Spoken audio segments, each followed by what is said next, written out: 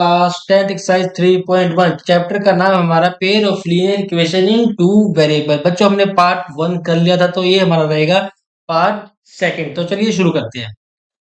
अब देखो question number 4 क्या कहता है, which of the following pair of linear equation is are consistent और इनकंसिस्टेंट। हमें बच्चों, मैंने इंट्रोडक्शन वीडियो में बात की थी कि कंसिस्टेंट क्या होता है और इनकंसिस्टेंट क्या होता है। कंसिस्टेंट बच्चों वो होता है जिस भी इक्वेशन के अगर सॉल्यूशन आ जाए तो वो कंसिस्टेंट कहलाएगा, और जिस इक्वेशन के सॉल्यूशन ना आए वो क्या कहलाएगा, हमारा इनकंसिस्टेंट कहलाएगा। इफ द कंसिस्टेंट, अगर वो बच्चों हमारा क्या होता है, कंसिस्टेंट होता है, तो हमें क्या करना है, जो भी सॉल्यूशन आएगा उसको ग्राफिकली ड्रॉ करना है। तो चलिए शुरू करते हैं। देखो पहला सवाल क्या कह रखा है हमारा, x plus y equal to 5, और सेकेंड इक्वेशन है हमारी 2x plus 2y equal to 10। अगर मैं बच्चों a1 बाय a2 निकालूं, हमारे पास a1 कितना है, 1 है, a2 कितना है, 2 है। इसी तरह अगर मैं b1 बाय b2 निकालूं, b1 बच्चों मेरे पास क्या है, b1 भी हमारे पास 1 है, और b2 कितना है हमारे पास 2 है। b2 बच्चों हमारा जो क्या रहेगा, कोफिशिएंट रहेंगे ना। सेकेंड इक्वेशन के कोफिशिएंट को मैंने क्या कहा है, b2 का है, a2 का है, c2 कहूंगा, और फर्स्ट इक्वेशन के कोफिशिएंट को मैंने a1 a2 sorry a1 b1 c1 कहा है। ठीक है बच्चों, इसी तरह अगर मैं c1 बाय c2 निकालूं, c1 मेरे पास क्या है, 5 है, c2 कितना है, 10 है। 5/10 काट दूंगा तो क्या आ जाएगा हमारे पास, 1/2 आ जाएगा। अब मुझे इस क्वेश्चन से क्या पता चल रहा है, a1 बाय a2 बराबर है b1 बाय b2 के, और ये बराबर है c1 बाय c2 के। तो इसका मतलब क्या है, ये कंसिस्टेंट है। ठीक है बच्चों, अगर ये कंसिस्टेंट है तो हमें इसके ग्राफ बनाने हैं। तो चलिए मैं इक्वेशन को सोल्व करने की कोशिश करता हूँ। देखो पहली इक्वेशन क्या है, x plus y equal to 5। अगर मैं इस इक्वेशन में x की वैल्यू 0 पुट कर देता हूँ तो y की वैल्यू 5 आ जाएगी। अगर मैं y की वैल्यू 0 पुट कर दूं तो x की वैल्यू 5 आ जाएगी। ठीक है बच्चों, तो हमारी सेकेंड इक्वेशन क्या है, इस इक्वेशन को मैं क्या करूंगा, एक टेबल में ड्रॉ कर दूंगा। हमारी सेकेंड इक्वेशन क्या कह रखी है, 2x plus 2y equal to 10। अब इस इक्वेशन में अगर मैं x की जगह 4 पुट कर दूं, देखो x की जगह 4 पुट कर दिया तो x की अगर अगर मैं 4 की 2 से मल्टीप्लाई करूंगा तो 8 आएगा। 2y as equal to 10। अब यहाँ 8 प्लस का है, इक्वल के उस तरफ जाएगा तो हमारा माइनस का हो जाएगा। 10 में से 8 चला जाएगा तो कितना आएगा, 2 आएगा। यहाँ पे 2 बाई एस इसको काट दूंगा तो क्या आ जाएगा, 1। तो y की वैल्यू क्या निकल के आई हमारे पास, 1। इसी तरह मैं क्या करूंगा, 2x plus 2y equal to 10, x की वैल्यू यहाँ पे अगर मैं 3 पुट कर देता हूँ, अगर मैंने x की वैल्यू 3 पुट कर दी तो 2 की 3 से मल्टीप्लाई करूंगा तो 6 आएगा। 6 प्लस 2y इक्वल टू कितना रहेगा बच्चों, 10 रहेगा। यहाँ पे 6 प्लस का इक्वल के उधर जाएगा तो माइनस आ जाएगा। 10 में से 6 जाएगा तो कितना आएगा, 4 आएगा। इसको मैं काट दूंगा तो क्या आ जाएगा हमारे पास, 2 आ जाएगा। तो y की वैल्यू क्या निकल के आई हमारे पास बच्चों, 2 निकल के आई। इसको भी मैं क्या करूंगा, एक टेबल में लिख दूंगा। अब मुझे क्या करना है, इन सभी इक्वेशन को किस पे मैं ड्रॉ करूंगा, ग्राफ पे ड्रॉ करूंगा। तो चलिए एक बार इसको मिटा देता हूँ, ग्राफ पे ड्रॉ करते हैं।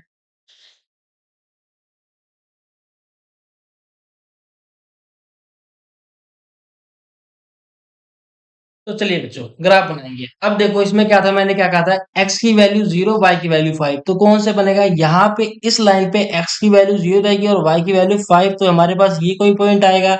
और इसी तरह अगला क्या है, x की वैल्यू 5 है, y की वैल्यू 0 है, x की वैल्यू 5 है, y की वैल्यू 0 है। तो इन दोनों पॉइंट को पास करते हुए एक लाइन ड्रॉ कर दो। ठीक है बच्चों, अब इसी तरह इसने क्या कह रखा है, x की वैल्यू क्या हमारी 4 है, x की वैल्यू कितनी है, 4 है। तो मैं क्या करूंगा, अगर x की वैल्यू 4 है और y की वैल्यू 1 है तो हमारा कोई ये पॉइंट आएगा। इसी तरह इसमें आगे क्या रखा है, x की वैल्यू 3 है, x की वैल्यू 3 है और y की वैल्यू 2 है, तो ये पॉइंट आएगा इसका। इससे हमें क्या दिख रहा है, दोनों लाइन क्या है, एक दूसरे के ऊपर ही ड्रॉ होंगी। ठीक है बच्चों, तो हमारे जो ग्राफ है हमने यहाँ पे ड्रॉ करके दिखा दिया, यही हमारी इस इक्वेशन के सॉल्यूशंस रहेंगे। तो चलिए नेक्स्ट क्वेश्चन की ओर बढ़ते हैं। क्वेश्चन नंबर 4 का सेकंड, इसमें अगर मैं a1 बाई a2 निकालू, देखो बच्चों a1 क्या रहेगा हमारे पास 1 रहेगा, a2 कितना रहेगा हमारे पास 3 रहेगा। अगर मैं b1 बाई b2 निकालू, b1 मेरे पास -1 है, b2 मेरे पास क्या है -3 है, माइनस से माइनस कैंसिल आउट हो गए। और अगर मैं C1 बाई C2 निकालता हूं तो मुझे क्या देखने को मिलता है, C1 मेरे पास 8 है, C2 मेरे पास कितना है 16 है। ठीक है बच्चों, अगर मैं इसको कैंसिल आउट कर दूंगा तो क्या आ जाएगा 8 वन जा 8, 8 टू जा 16, 1 बाय 2 आया। मुझे क्या देखने को मिल रहा है A1 बाई A2 बराबर है B1 बाई B2 के, लेकिन बराबर नहीं है C1 बाई C2 के। A1 बाई A2 बराबर है B1 बाई B2 के, लेकिन इक्वल नहीं है C1 बाई C2 के। तो इसका मतलब क्या है, ये इक्वेशन क्या है, इनकंसिस्टेंट। इनकंसिस्टेंट है, इस इक्वेशन के कोई भी सॉल्यूशंस नहीं आएंगे, क्योंकि दोनों लाइन आपस में जब मैं इसको ग्राफ पे ड्रॉ करूंगा तो जो दो लाइन रहेंगी वो आपस में पैरेलल चलेंगी, कहीं पे भी जाके नहीं मिलेंगी। तो इसका मतलब क्या है, ये इक्वेशन इनकंसिस्टेंट कहलाएगी। तो चलिए नेक्स्ट क्वेश्चन की ओर बढ़ते हैं। बचा 6 इक्वल टू वाई बचा, तो इन दोनों वैल्यू को भी मैंने टेबल के अंदर लिख दिया। तो अब बच्चों मैं क्या करूंगा, इसके ग्राफ बनाऊंगा। अब हम सभी को पता है ग्राफ कैसे बनाते हैं, तो चलिए एक बार देखते हैं, इसको मैं मिटो देता हूँ।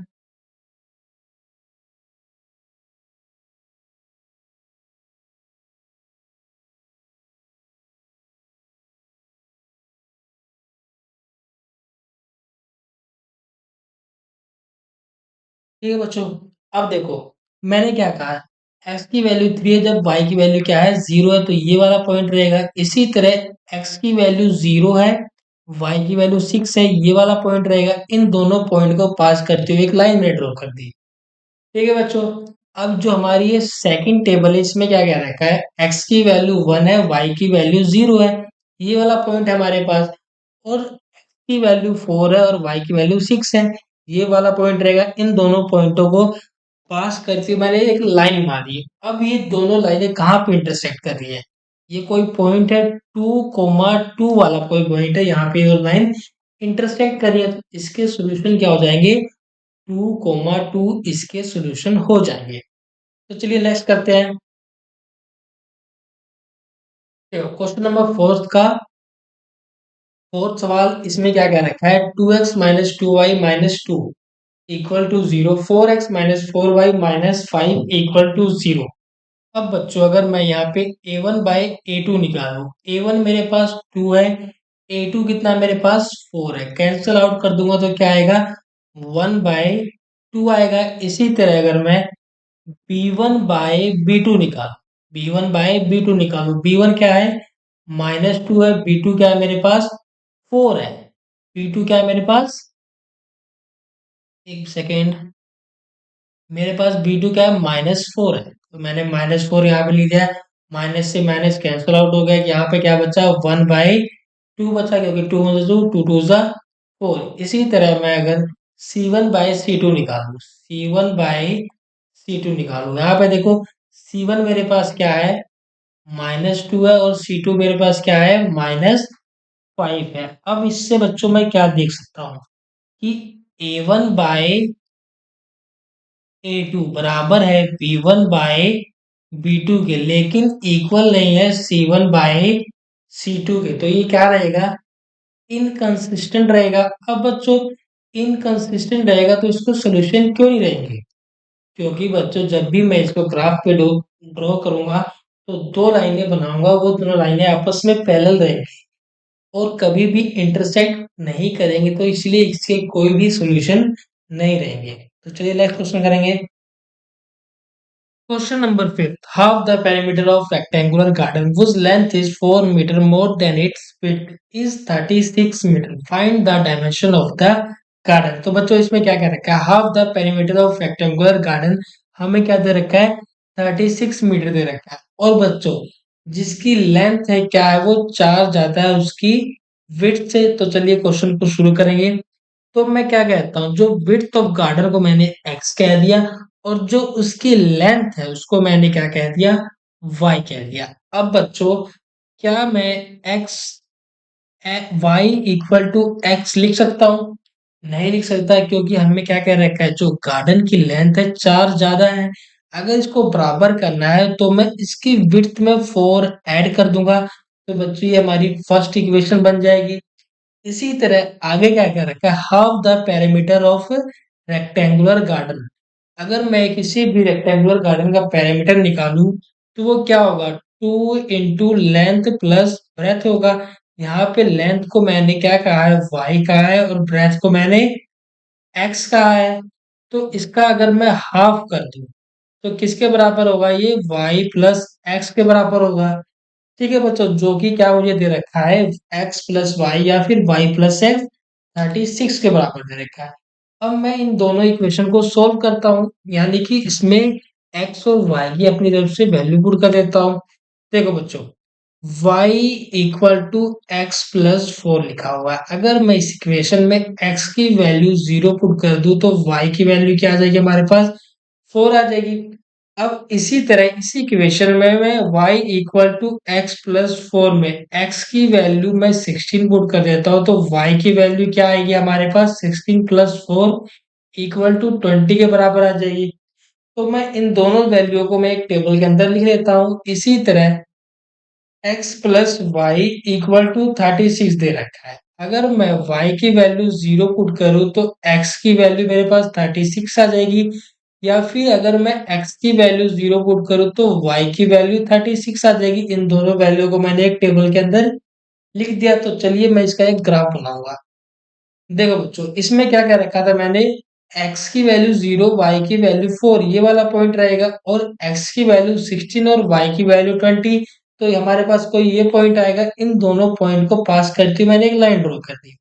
इसी तरह बच्चों, जब x की वैल्यू 0 है, y की वैल्यू 36 है, ये वाला पॉइंट, और अगर y की वैल्यू क्या है, 0 है, और x की वैल्यू 36 है, तो हमारा ये वाला पॉइंट रहेगा।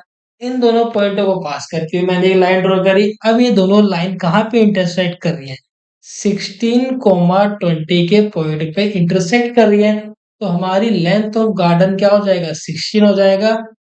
और सॉरी बच्चों, हमारा जो हमने लेंथ ऑफ गार्डन को क्या माना था, वाई माना था। तो हमारा वाई क्या निकल गया, यहाँ पे 20 आया, तो लेंथ ऑफ गार्डन क्या हो जाएगा हमारा, 20 हो जाएगा। इसी तरह विड्थ ऑफ गार्डन हमारा 16 हो जाएगा, जो कि एक्स की वैल्यू रहेगी। तो चलिए नेक्स्ट क्वेश्चन करेंगे।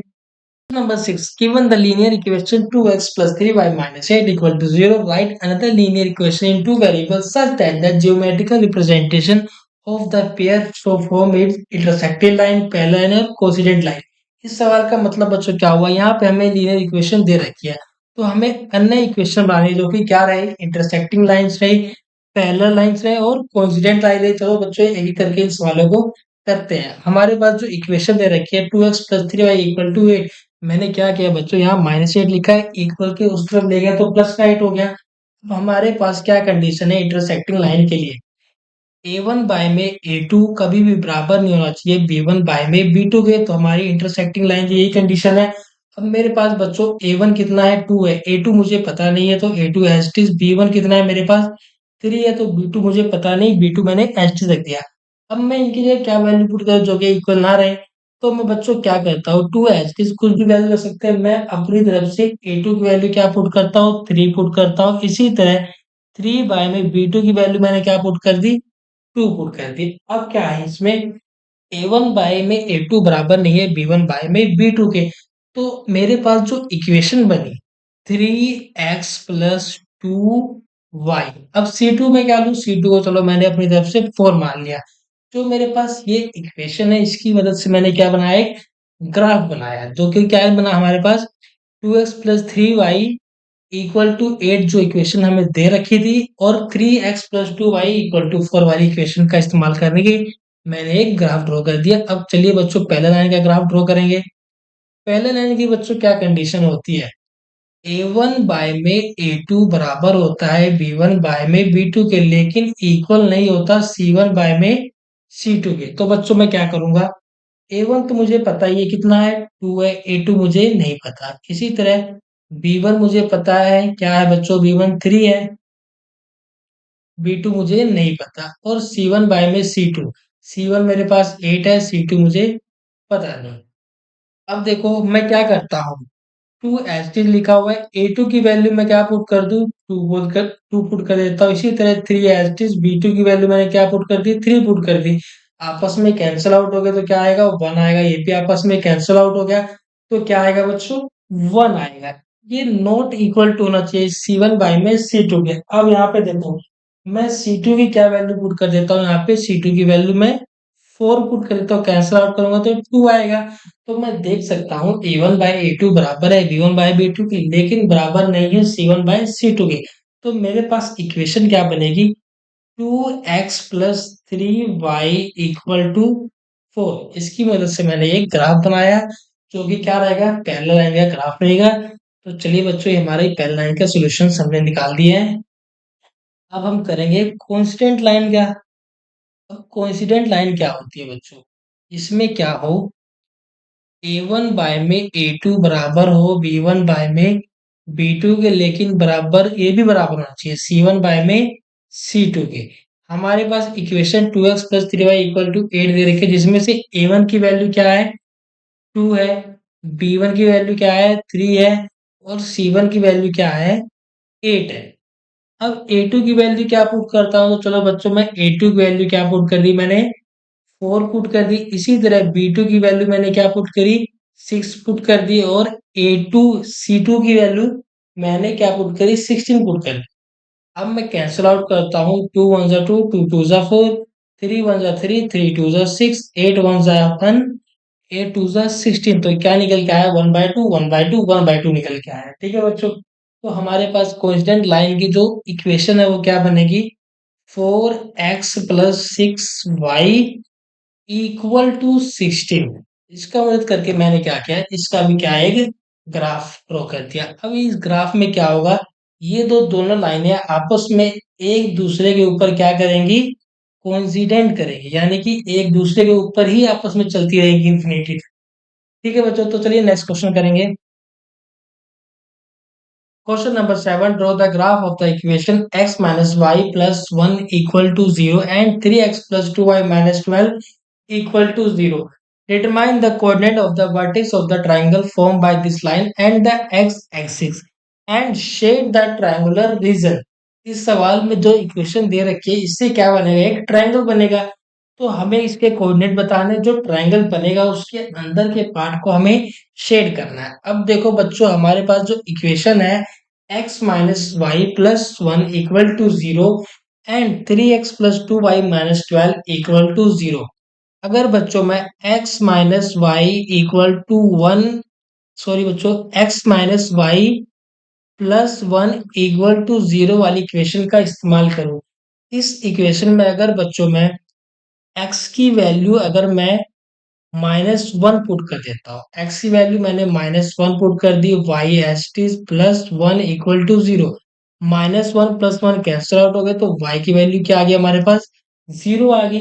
इसी तरह इसी इक्वेशन में अगर मैं वाई की वैल्यू, अब मैं वाई की वैल्यू पुट कर देता हूँ, वाई की वैल्यू अगर मैंने थ्री पुट कर दी, X minus Y plus one equal to zero वाली इक्वेशन, इसमें मैंने वाई की वैल्यू क्या पुट कर दी, वाई की वैल्यू मैंने यहाँ पे थ्री पुट कर दी, three plus one equal to zero. तो क्या आ जाएगा, X minus two equal to zero. तो एक्स की वैल्यू माइनस टू निकल के आई। ठीक है बच्चों, अब हमारे पास जो सेकंड इक्वेशन है, three x plus two y minus twelve equal to zero. अब मैं क्या करता हूँ बच्चों, इस इक्वेशन में अगर मैं y की वैल्यू जीरो पुट कर दूं, अब मैंने यहाँ पे y की वैल्यू जीरो पुट कर दी, three X minus twelve equal to zero, यही बचेगा, टू की जीरो से मल्टीप्लाई करूंगा, जीरो ही आएगा। अब यहाँ पे बच्चों three x H T minus twelve equal हो जाएगा, तो प्लस का ट्वेल्व हो जाएगा हमारे पास। इससे ही ट्वेल्व से कैंसिल आउट हो जाएगा, किस पे जाएगा, ये फोर पे जाएगा। तो एक्स की वैल्यू क्या निकल के आई हमारे पास, फोर निकल के आई। अब हमारे पास 3x+2y-12 इक्वल टू 0 वाली इक्वेशन है। अब मैं क्या करता हूँ, इसमें x की वैल्यू को क्या पुट कर दूं, मैं 2 पुट कर देता हूँ। अगर मैंने x की वैल्यू 2 पुट कर दी, 3 की 2 से मल्टीप्लाई करूंगा, 6 आएगा, +2y-12 इक्वल टू 0। अब बच्चों -12 में से अगर 6 चला जाएगा तो क्या बचेगा, 2y-6 इक्वल टू 0। 2y = 6, यहाँ प्लस का माइनस का 6 से इक्वल किया जाएगा तो प्लस का 6 हो जाएगा, तो इससे 2 से 6 कैंसिल आउट हो जाएगा, तो क्या आएगा, y = 3 आ जाएगा। अब जो भी हमारे पास वैल्यू आई है, इसको मैं क्या करता हूँ, एक टेबल के अंदर लिख देता हूँ। तो अब इसका हम जो ग्राफ बनाएंगे, ठीक है बच्चों, तो अब इस वैल्यू का इस्तेमाल करने के मैंने जो ग्राफ बनाया है वो ये है। और जो इन पॉइंटो देखो, यहाँ पे मैंने क्या किया है बच्चों, यहाँ पे जो x की वैल्यू अगर -1 थी, y की वैल्यू 0 थी, तो ये वाला पॉइंट है। और x की वैल्यू 2 है, y की वैल्यू 3 है, तो ये वाला बच्चों पॉइंट है हमारे पास। और इस ये जो सेकंड इक्वेशन का इस्तेमाल किया है, y की वैल्यू, x की वैल्यू 4 है, y की वैल्यू 0 है, तो कोई हमारे पास ये पॉइंट आया। अब इन दोनों पॉइंट को मैं इस्तेमाल करके मैंने एक क्या बना दी, ट्राइंगल बना दी। और यहाँ पे जो भी ये ट्राइंगल आया है, इसको मैंने क्या कर दिया, येलो कलर से शेड कर दिया। ठीक है बच्चों, हमारा सवाल इतना ही था। तो यहीं पे हमारा ये एक्सरसाइज यहाँ पे खत्म होती है 3.1। तो थैंक यू बच्चों, आगे के चैप्टर आपको जल्द से जल्द देखने